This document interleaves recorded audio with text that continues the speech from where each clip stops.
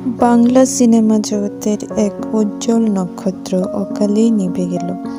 জনপ্রিয় অভিনেতা রাহুল বন্দ্যোপাধ্যায় আর আমাদের মধ্যে নেই। যে মানুষটি চিরদিনই তুমি যে আমার সিনেমার মাধ্যমে আমাদের হৃদয়ে জায়গা করে নিয়েছিল, আজ তিনি আমাদের ছেড়ে চলে গেলেন এক না ফেরার দেশে। আজকের ভিডিওতে আমরা এই গুণী অভিনেতার শেষ মুহূর্ত এবং তার পরিবার সম্পর্কে বিস্তারিত জানব। খবরটি শোনার পর কেউ বিশ্বাসই করতে পারছিল না। জানা যায় 29 রবিবার দীঘার কাছে তার সারিতে ভোলে বাবা পার্কের ধারাবাহিকের শুটিং করতে গিয়ে জলে ডুবে যায় তিনি। তড়িঘড়ি দীঘা হাসপাতালে নিয়ে যাওয়া হলেও চিকিৎসকেরা তাকে মৃত বলে ঘোষণা করেন। রাহুলের এই প্রয়াণে সবচেয়ে বড় আঘাত এসেছে তার পরিবারে। আমরা সবাই জানি অভিনেত্রী প্রিয়াঙ্কা সরকারের সঙ্গে তার সম্পর্কের কথা।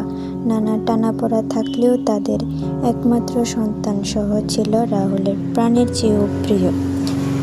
সহজের সাথে কাটানো মুহূর্তগুলি রাহুল প্রায়ই শেয়ার করতেন তার সোশ্যাল মিডিয়াতে। বাবার এই অকাল বিদায়ে ছোট্ট সহজাজ একা, শ্রী প্রিয়াঙ্কাও আজ শোকাতুর। রাহুল বন্দ্যোপাধ্যায় আমাদের মাঝে আজ নেই, কিন্তু তার অভিনীত সিনেমাগুলি আমাদের কাছে চিরকাল থেকে যাবে। তিনি তার দীর্ঘ ক্যারিয়ারে 450-এরও বেশি মঞ্চ অভিনয়ে অংশ নেন। তিনি বারবার প্রমাণ করেছেন তিনি কতটা প্রতিভাবান ছিলেন।